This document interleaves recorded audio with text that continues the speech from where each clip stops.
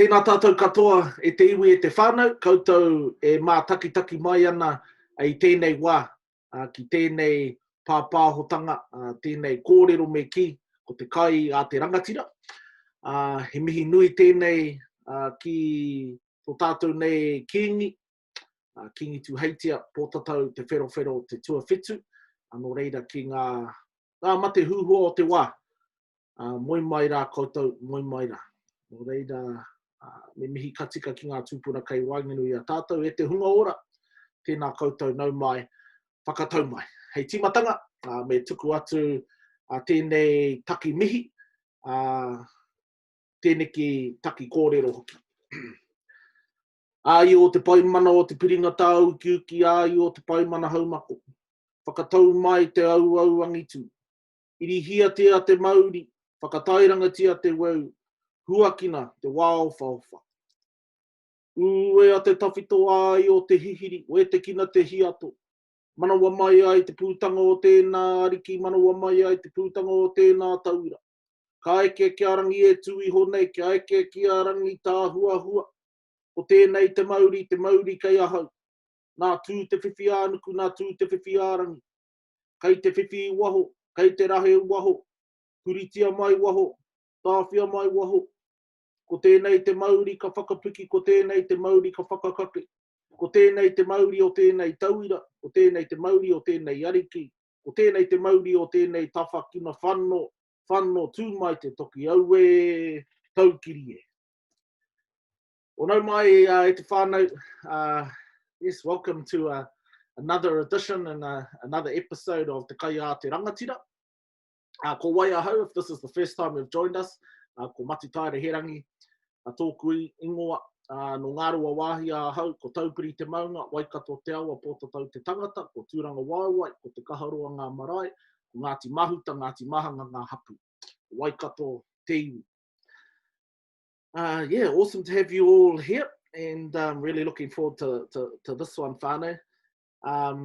You know, as always, it's an honour and a privilege to share these kōrero with you. You know, and before we actually get into this kōrero, I just want to share a little bit about the purpose and objective of this podcast, you know, as a platform to promote and inform you about wānanga rangaranga. If you haven't heard of wānanga rangaranga, it's a transformational program rather than an informational program. It's a transformational program that we've created and are now delivering here in the Waikato. And the purpose of wānanga rangaranga is to empower whānau to be free, and to empower them to create a future full of possibility and wonder. Rangaranga is committed to whānau success in a world where whānau hold the power to choose what life will look like for themselves and for future generations. Our curriculum comes from a Māori worldview and is transferable and relevant across, you know, all cultures and backgrounds. And in this wānanga, all people and cultures are welcome. You know, the other thing is that this wānanga is committed to creating leadership amongst whānau. The other thing I want to create is who I actually am for wānanga rangaranga. And who I am is the facilitator or the leader of the wānanga. And yeah, I am the rangatira of wānanga rangaranga. You know, so as rangatira, I am the hub of conversations that have people authoring their lives and creating the lives that they love. Who I am for rangaranga is someone who's in action myself, creating a life that I love, holding myself and our rangaranga leadership to account within our commitment to transform individuals, to transform whānau, and to transform communities. And as a rangatira, I'm a weaver of people. You know, that's what rangaranga is, a continual weaving and interconnecting of people, giving people access to their ability to reconnect with themselves and to connect with others and also to connect with our environment. I'm a giant who causes other giants to create a world of love, kindness, and interconnection. No reira te whānau ko te kai a te rangatira he kōrero, it said that the food of the rangatira or of the leaders is talk, is kōrero. And it's our intention in this episode to talk about leadership and intergenerational leadership. And before I introduce our guest on this episode, I'm just going to hand it over to Donnell, who was our guest on the last episode, on the previous episode. So for those of you who watched that, you'd be familiar with Donnell. Nō reira, me tukunatu te rākau ki a koe I tēnei wā, Donnell. Tēnā koe e kare. Kia ora matu, kia ora te whānau, e mātakitaki mai ana. Ko Donnell Hughes ahau, e uri no Waikato, no Maniapoto, ngā pito katoa te waka o Tainui. My name is Donnell Hughes. I'm from Waikato, Maniapoto, and yeah, pretty much all the Tainui waka. And my role within Rangaranga is te amo kapua. And so I've taken that on to be someone who is all about the growth, the expansion, and just pushing the boundaries as to what it is that rangaranga wānanga can create for whānau, but also the spaces we can create and make change within our whānau, within our people, within Aotearoa and beyond. That is who and what we have created rangaranga to be, and to transform whānau and have them realise that their full potential, and that's actually all up to you, me, and everyone else that is important to us. And yeah, I'm a massive stand for our reo, our tikanga, and in that our community side. Yeah, that's me. Kia ora. Tēnā koe, Donnell. Awesome. Thank you very much for sharing who you are and and your commitment, what it is that you're out to, create, for our future generations and for our whānau. So yeah, at this time, just want to acknowledge and welcome our manuwhiri, our guest, for this particular episode, who was actually my co-host for the very first episode. And so the idea is that we start, the first round of these podcasts has been with, our rangaranga whānau, so that, we can have you fellas know who we are, and to welcome you to be part of our whānau. At the end of our podcast here, I'm going to share with you, the details for our next wānanga, which is going to be held pretty shortly, actually. So, now's an opportunity to actually register yourself into our wānanga. So without further ado, because we really want to get into this kōrero, I'd like to introduce you to my tuahine, te mātāmu o te whānau ko au te pōtiki. And there's, I think, about 7 years in between my sister Mereaina and I. And, it's awesome to be on another podcast with you, sis. So, me tukunatu te rākau ki a koe, so you can create who you are and what your commitment is in our kaupapa. Reira, nui tēnei ki a koe e te tuahine. Kia ora matitaira. Ko taku pepeha, tō pepeha ne. So, engari, yep. Taupiri is my mountain, Waikato is my awa, Tirangawawa is my marae, as well as Te Kaharoa. Born and bred in Ngarawahia.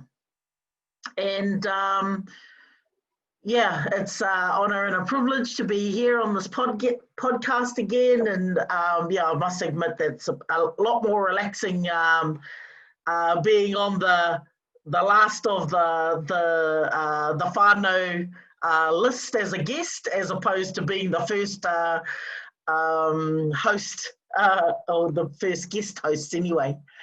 So who I am for Rangaranga and who I've created myself to be, and who I declare I am for Rangaranga is Ayo Manakitanga. So you know, that for me is I declare myself to be the powerhouse of abundance and love for Rangaranga. I declare myself to be all forms of love, you know, tough, caring, nurturing forms of love.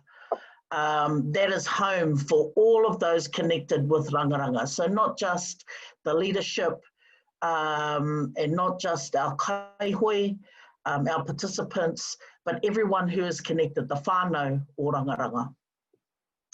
You know, love comes in all shapes and all variations. And so I'm the tough love, I'm the challenging love, but I'm also the safe love, and I'm the consistent love. And I ensure that everyone is safe. You know, for me, manaakitanga is about making sure wherever you are that people are cared for, looked after, and safe. And you know who that is really is the heartbeat. The love keeps the heartbeat going. So, you know, no matter what, I keep the momentum going within the whānau.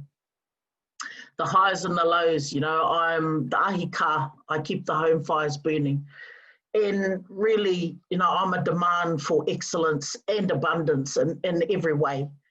You know, to uplift, to alleviate, and to create rangaranga leadership or leadership in the world through what I do for rangaranga.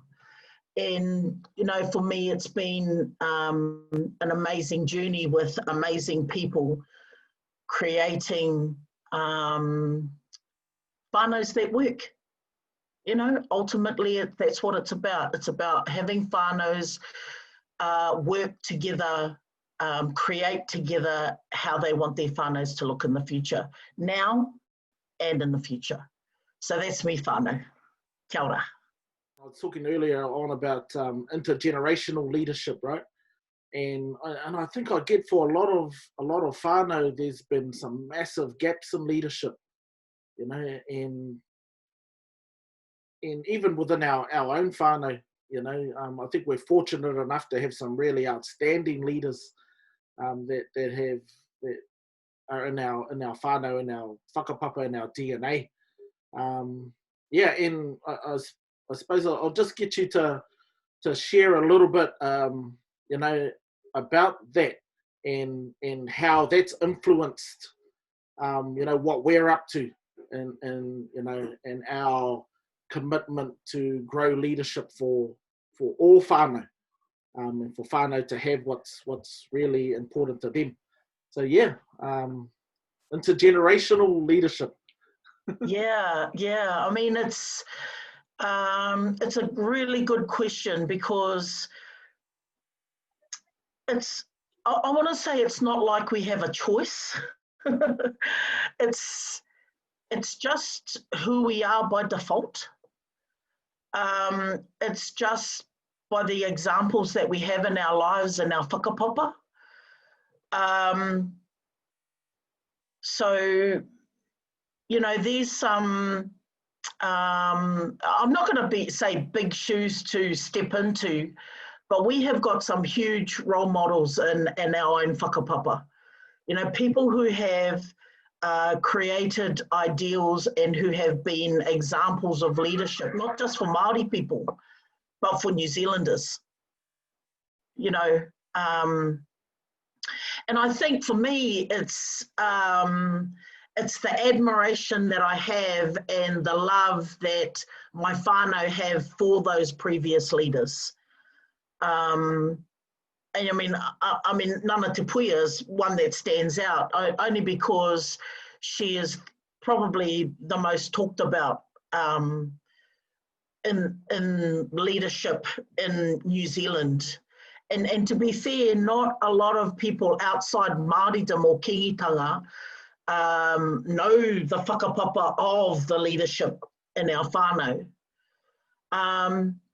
But where I come from anyway, is that we come from a long line of people that created their own style of leadership to create the future or create the present that we live in. Without each of our kingi, we wouldn't have had Ngana Te Puia. And without their leadership and their role model, you know, their examples of how they led people through some of the toughest times in history. You know, I mean, Kingi Tawhiao, I mean, look at what he had to endure as a king, as a peacemaker, as a man, as a father. And yet we still, as a whole people, as Māoridom, talk about his visions for us, for our people.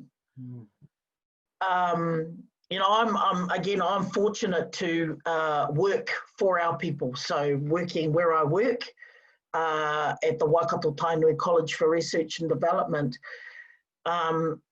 again, the lens is put on leadership in a way that creates a future for our people. And when that's your example, when that's the conversations that I had with your parents, with your aunties and uncles at the marae about how they sat around the feet of these amazing leaders and heard what they heard in their conversations, saw what they saw at the marae, and the way that they led the people with dignity, humility, humbleness, but a real strength, an inner strength, that becomes the model of who you want to be and the type of leader that you can be, because it's been done before. Now, they are the examples of how you can look at them for guidance. You know, it's you brought up before, you know, you are a giant. Well, you are, and we stand on the backs of giants who have already created a path for us. And I suppose now, looking at where I am and the leadership that I bring to the tribe and our organisation, to the college, it is about leading by example, being the example. And you know, those who know me know that I'm way more comfortable organising the back, but I can equally stand out in the front and do what needs to be done out there as well. And I think like I said, when you know that that's historically that's where you come from, and that's in your DNA, you use that. I use that all the time. You know, I use that strength. I use the visions that were created by Tawhiao, by Ngana Te Puia, you know, the vision that they had for us, Sir Robert, and the likes of those people. But also there's, you know, Te Rangi Kahu, one of the most beautiful, humblest women that I've ever known in my life. And yet she led with beauty and care, you know. She was, but if she wanted something from you and she knew that there was a resistance there, she was persistent. She was strong. And so I think when you know that that's the way to lead, or that is a way to lead, to be able to create a future, I think ultimately you step into that. So awesome. And what I'm actually hearing is that there's not just one way to lead. Like the leaders you just described and shared about, totally different types of leaders. You know, Tawhiao, totally different type of leader to his dad, to Potato. You know, and then all the kings that followed as well. Mahuta, Te Rata, you know, Koroki, the lady, Te Puia herself, you know, like the type of leader she was roll her sleeves up and get it done as well type of leader too, right? It wasn't just, you know, I'm here to tell everybody what to do, although she was really good at doing that.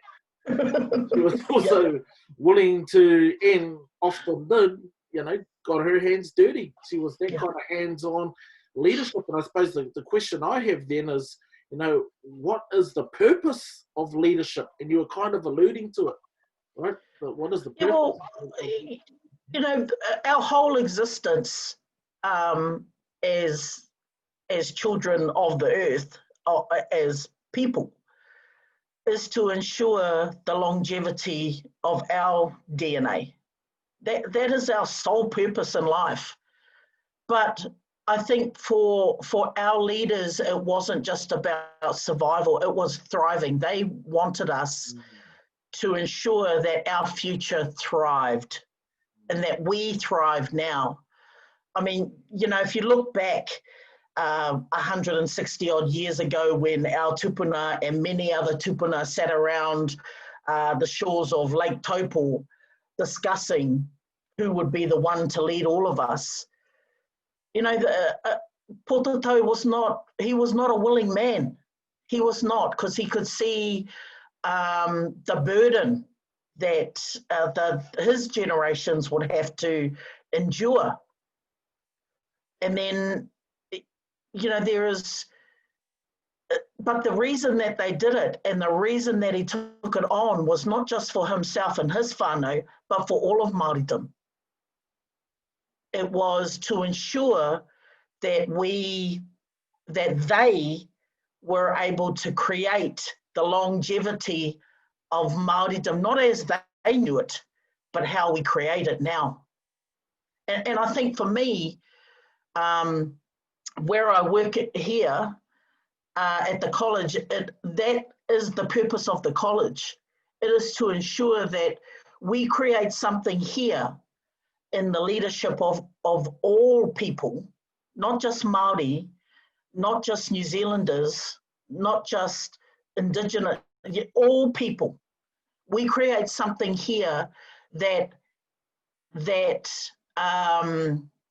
ensures that our next generation has the skills and the capacity and the capability to make the decisions necessary for them to leave for their next generations to create whatever that's going to look like for them. Because we don't know how that's going to look. But what we do know is we want them to thrive. And it is about family, it is about whakapapa, and it is about our next generations and our generations to come. Yeah, awesome. And I just sort of want to go back to, you know, you spoke about 160 years ago, you know, and we're referring essentially to the creation of Kingitanga movement, right? Yeah. And, you know, and I think, you know, for me, there are many interpretations about, you know, what the Kingitanga movement, you know, is all about. But, you know, what I'm getting in this conversation is that it's actually, yeah, about ensuring future generations not only survived but thrived, right? And really, we are those future generations. Yeah. You know, and that the leadership and the purpose of leadership is, yeah, as you mentioned, to ensure the betterment of others. Yes.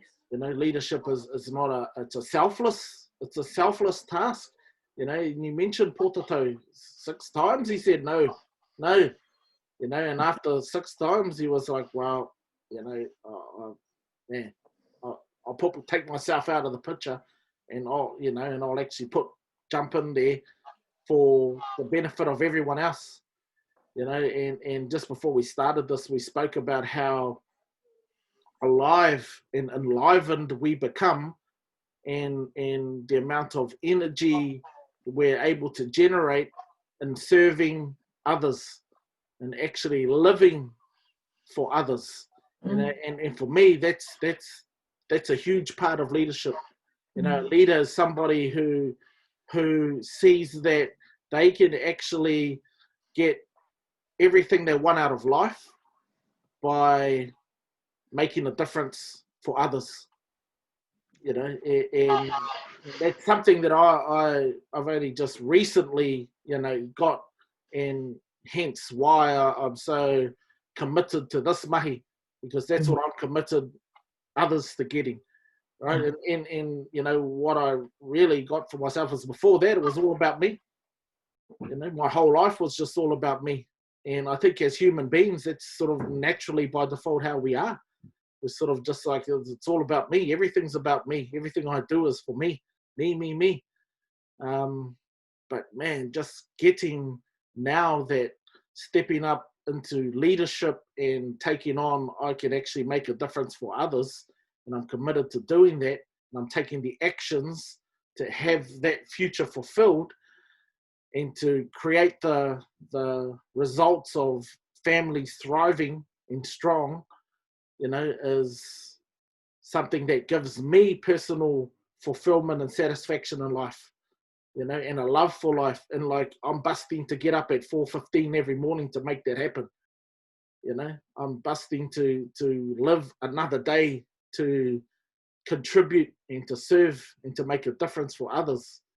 And I so want that for you know, for other people, you know, for yourself, Mereaina. What is something from our wānanga that you think makes a difference? And it might be from the upcoming wānanga, you know, because we have sort of created something new in that wānanga that we sort of alluded to and we touched on in the last podcast as well. But what's something from the wānanga that you think makes a real difference for whānau?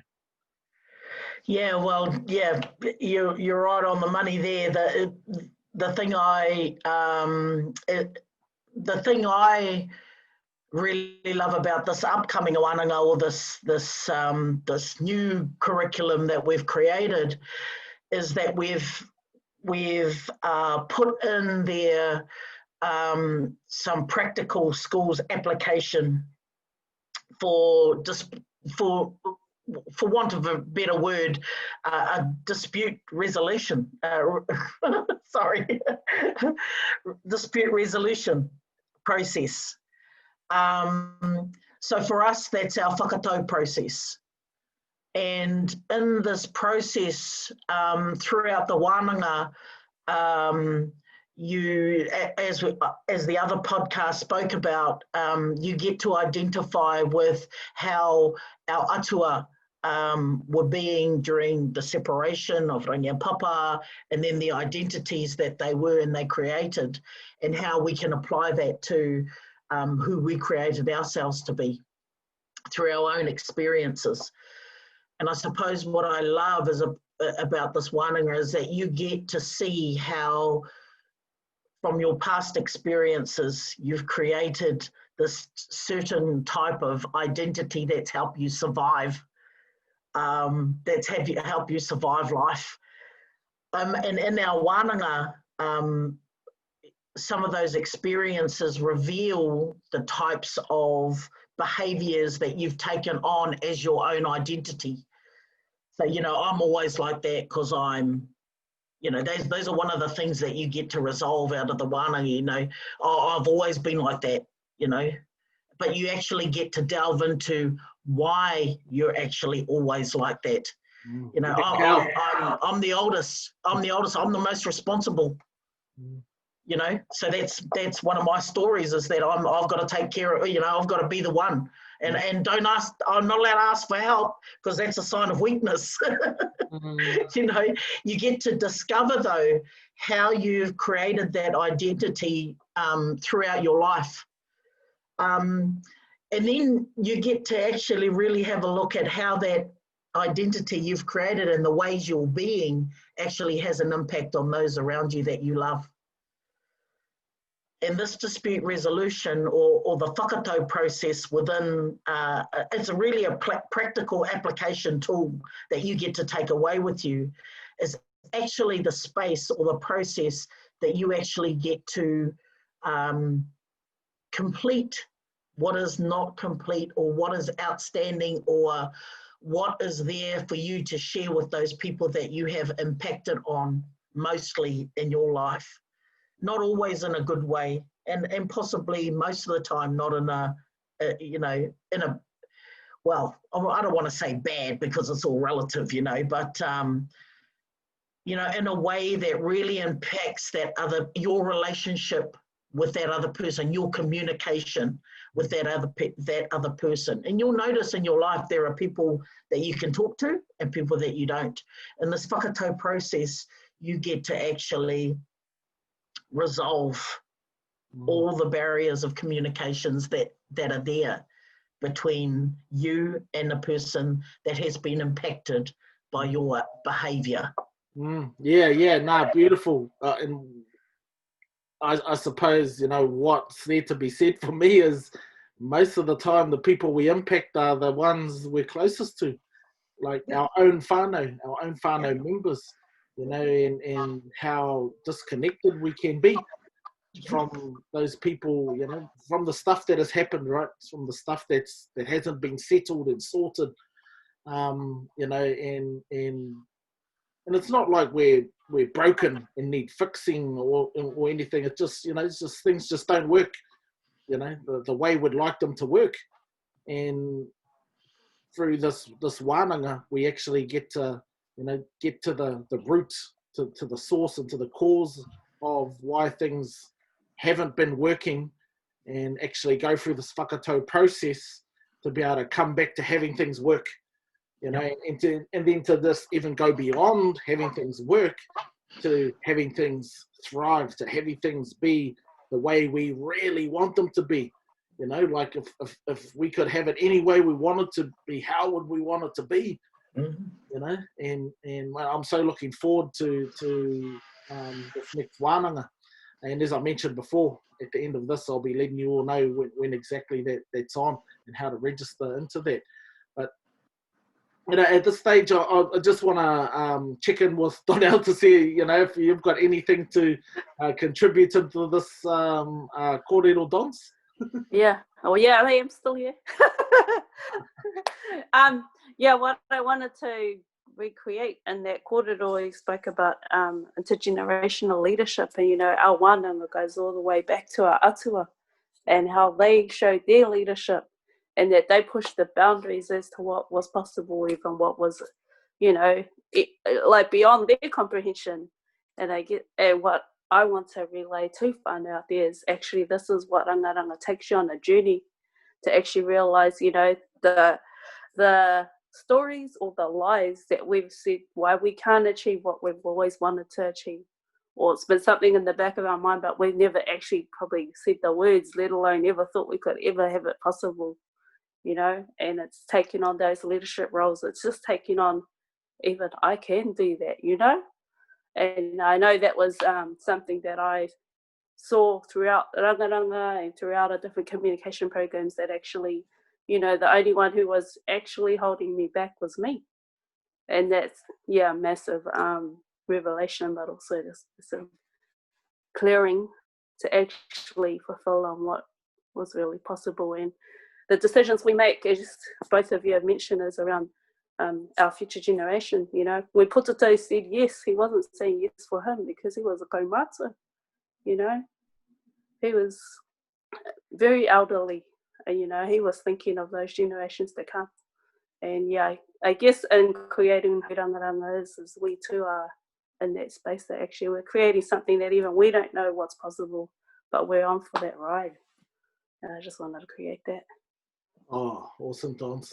Awesome. And and what just came up for me then, when you mentioned Pōtato, was the transformation at 81 years old, that he had come through 81 years of his life as a warrior, and up until the point of becoming the king, he was one of the most renowned warriors that we'd ever seen in the history of our warriors in Aotearoa. And hence the reason why people were pointing to him to be the first king, and for him to give up that world of the warrior, and to give all that away, maybe in the 6 times that he was refusing it, that he was living in a lie that, a warrior can't be the king. And after 6 times he got that, actually, why can't a warrior be a king? And he was only there for a couple of years before his son took it on. And for those of you who are watching this at the moment, you may not be aware that that the name that I have, Matutaira, is actually derived from Tawhiao. Before he was Tawhiao, he was his Christian name, Matutaira, and born as Tūkaroto. So, you know, he had many transformations throughout his lifetime, and his final sort of form was Tawhia Te Ao. And so, you know, at this stage, I want to sort of pivot a little bit here to, you know, what it looks like for whānau to have leadership, to have vision, and to have a sense of what it is we do want to create for ourselves, you know, what the dream is, and you know, having the ability to actually make that dream a reality, you know.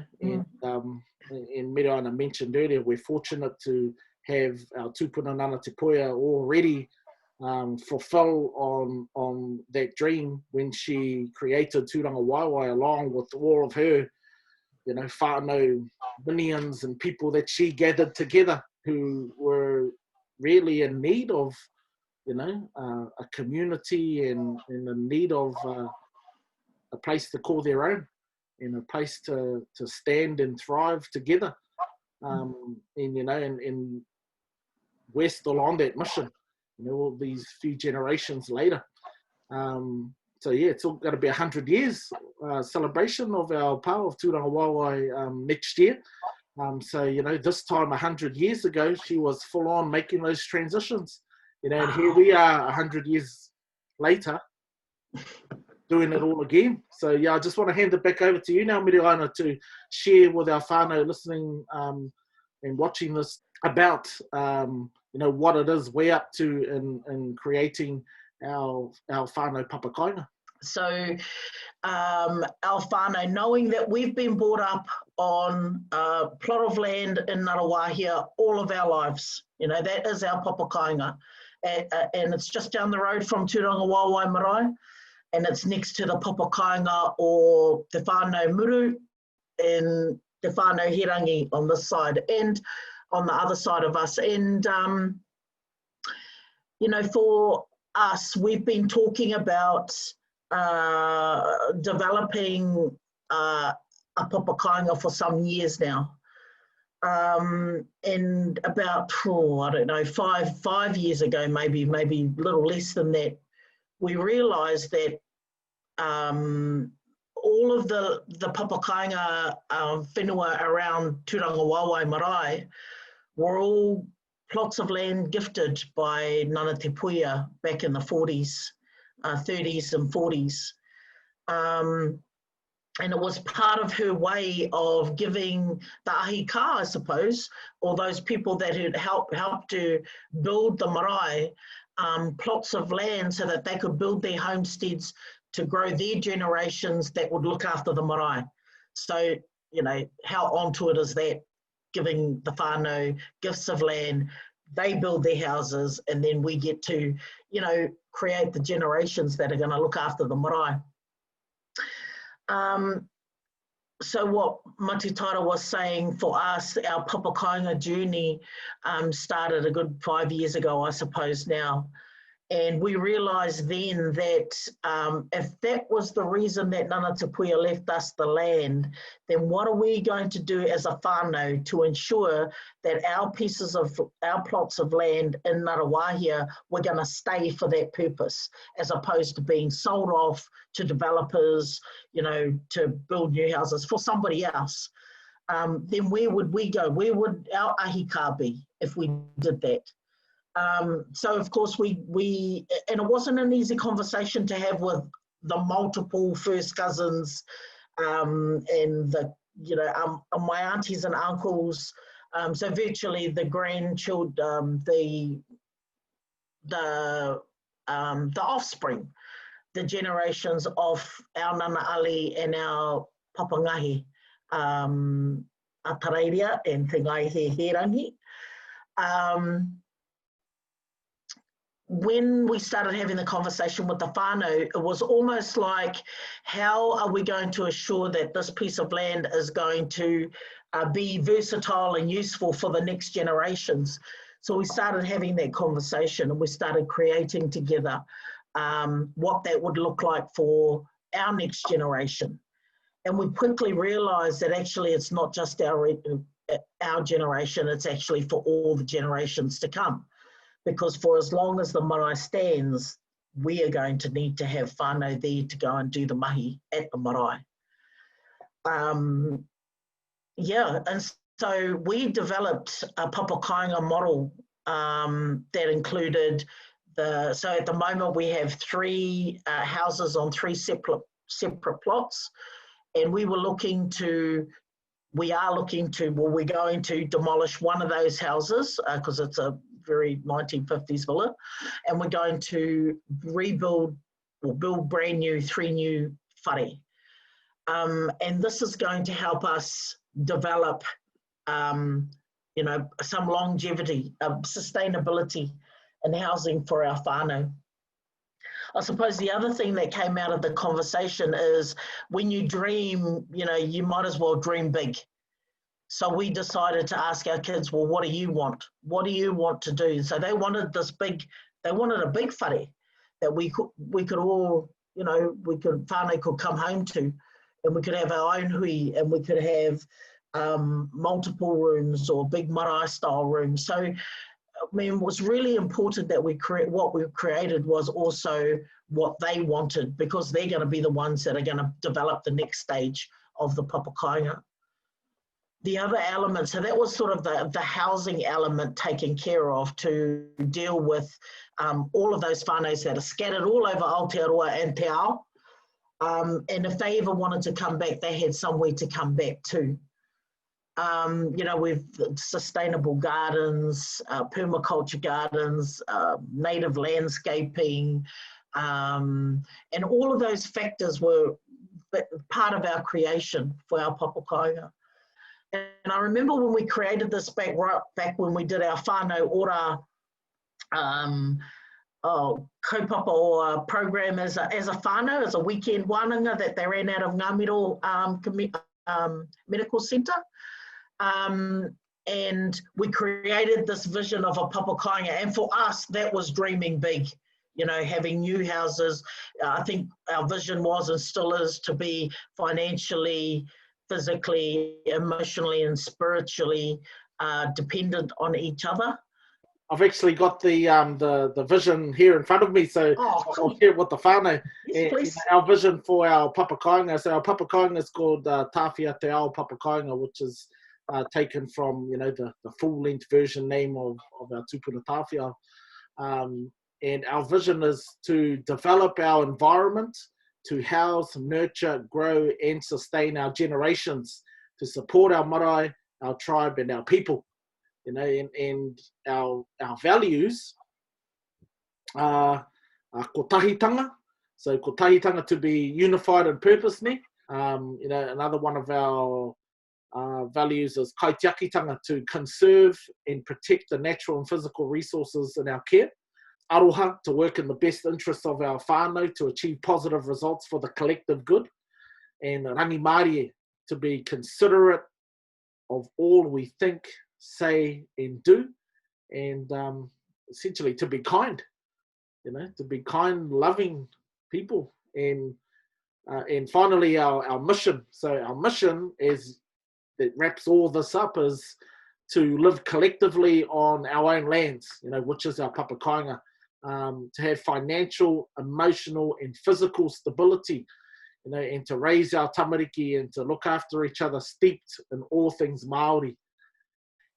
For because this is pretty much you've been leading this kaupapa since we started, and before we hand it back over to you, I just want to share how this idea was initiated. I mean, it had always been there, but in 2000 I got to travel overseas. So I think 96, 97 I ended up moving over to Aussie, and we're all living in Aussie at the time, right? Mum and Dad were in the outback in Alice Springs, and you were up in Darwin, I think. Darwin by then. And I moved over with Mum and Dad after I'd had a little while over in Sydney and Bondi, and living with the Aboriginal people out in the outback of Australia, in this totally different world, and seeing how they lived in their communities, right? And sort of really got me to connected to this. Wow, we used to live like this in our own little village, and everyone looked after each other, and it's very much how they lived over there. And in 2000, I was fortunate enough to be able to save up some money and traveled overseas. I traveled to 13 different countries throughout that year. And one of the places I stayed at, I stayed there for about 6 months, was a reservation called Seashells up in BC in Canada. And once again, on a reservation, and which is very much like a papakainga at the pa, and while I was there, Mum sent me that Tawhiao book, King or Prophet, and full of all of his tongikura and his visions for our people and stories about the life that he led. And the one thing that resonated with me and just like really stood out was Whati Hoi Papakainga, and his vision that he had brought to fruition. I was always like, whatever happened to that, man? And it's like, and then I realized that, actually, that's what Nana Te Puia done. She created another Whati Hoi, which is Tūranga Waiwa. And I was like, well, what are we up to? So when I got home, when I flew back to Australia from after a couple of weeks in Bali, I came to Darwin and stayed with you, and while we were there, we spent a couple of weeks creating this mad vision and dream of creating a papakainga, right? Yeah. And here we are now 20 years later, making it happen. And, it took that long to get everybody on board, but, we're there, and so, where are we actually at with that kaupapa now? And I suppose, just to start wrapping it up for our whānau listening, about the actual actions that we've had to take to make it happen. There's a whole lot of dreaming and conversations, but what about the action side of it? The realities, the realities, you mean? We started a Waikato Papakainga collective because we know that within Ngarawahia, all those other whānaus who have got homesteads are now looking to develop their Papakainga after we have a few established in Ngarawahia. So we thought by gathering all of the experienced Papakainga developers, the people in progress like ourselves, and those who are aspiring to live a Papakainga life or develop their lands, we created this Waikato Papakainga collective, which is going to help navigate those aspiring through to fruition so that we can make the dreams come true.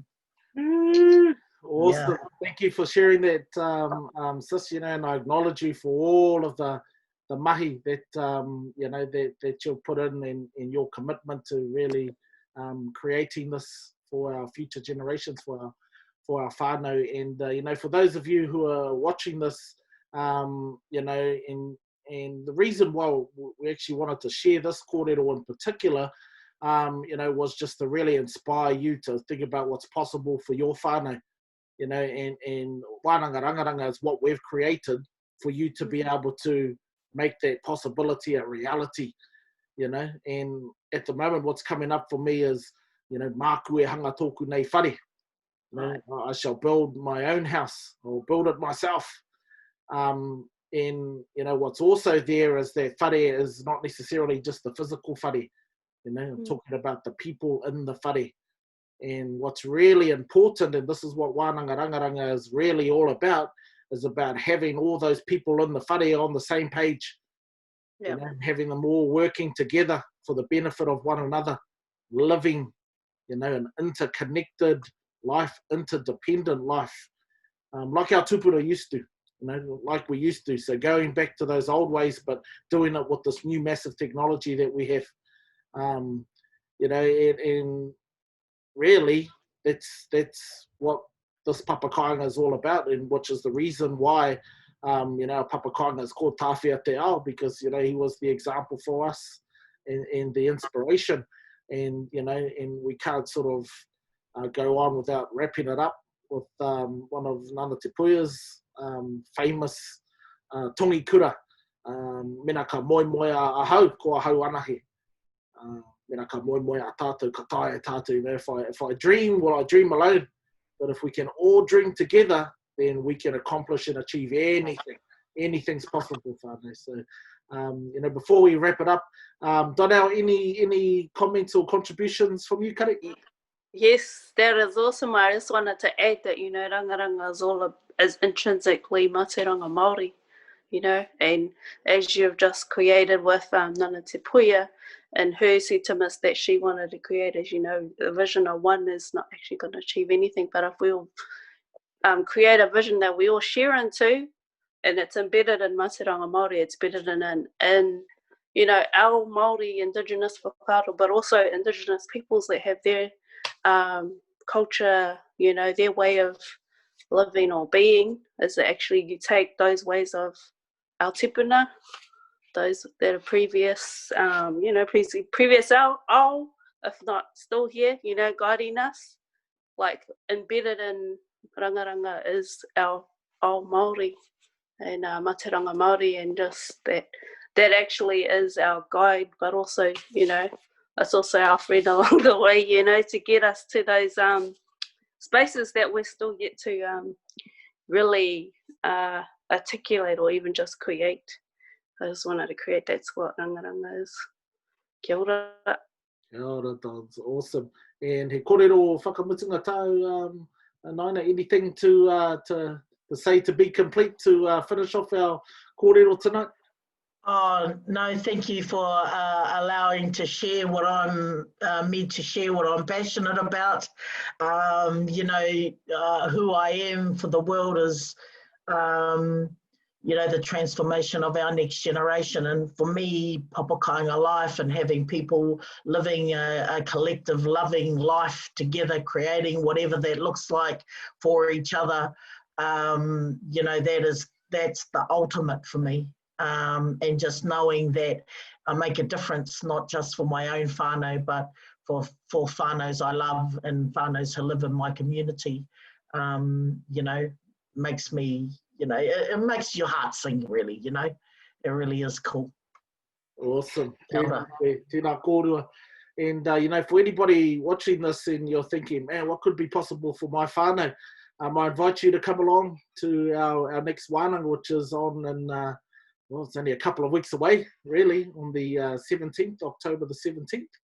And we're still finalising the venue at the moment, and depending on what's happening with this COVID situation, I think things will probably be settled by then and we should have somewhere to go. We've been at Taupiri Marae in the first couple of wānanga, but I think our Waikato Marae are only opening for tangihanga at the moment, so we'll find somewhere, and failing that, we'll bring it to you via Zoom. We'll do whatever it takes. But yeah, the place to go to register is our Facebook page, Rangaranga Limited. Rangaranga Limited is the place to go to, and yeah, just get in touch with us if you want to know anything about papakainga. You want to join our papakainga collective. You're most welcome to. You know, that's all part and parcel of our commitment to whānau. But yeah, man, you know, we really encourage you to do this wānanga with us, to empower you to lead your whānau, to be able to create whatever it is you want to create, no matter how big or how small. But hey, man, if you're gonna do something together, might as well shoot for the moon and beyond. So you know, hei whakakapi me tuku atu ngā mihi ki ngā tuahine nei, Mereaina, Donnell, thank you both very much for this awesome conversation. Kia koutou, e hono mai ana ki tēnei pāpāhotanga. E mihi nui tēnei kia koutou katoa. No reira, e aku nui, e aku rangi, he rau rangatira mā, tēnā koutou katoa. Hei kona! Kia ora whānau.